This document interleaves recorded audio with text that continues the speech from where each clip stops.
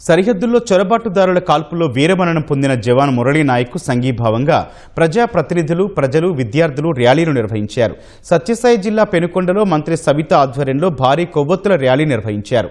భారత్ మాతాకి జై, వీర జవాన్ మురళీ నాయక్ అమర్ రహే అంటూ నినాదాలు చేశారు. హిందూపురం అంబేద్కర్ సర్కిల్లో మురళీ నాయక్ చిత్రపటానికి కూటమి నేతలు నివాళులర్పించారు. ఆయన ఆత్మకు శాంతి చేకూరాలని మౌనం పాటించారు. సత్యసాయి జిల్లాకు చెందిన జవాన్ మురళీ నాయక్ మృతి పట్ల కలెక్టర్ నివాళులర్పించారు. దేశ రక్షణలో ఆయన చూపిన ధైర్య సాహసాలు, పోరాట పటిమకు యావత్ దేశం గర్విస్తోందన్నారు.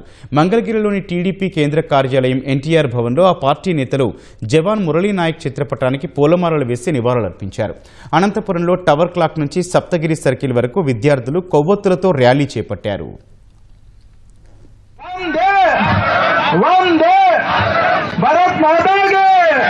भारत माता के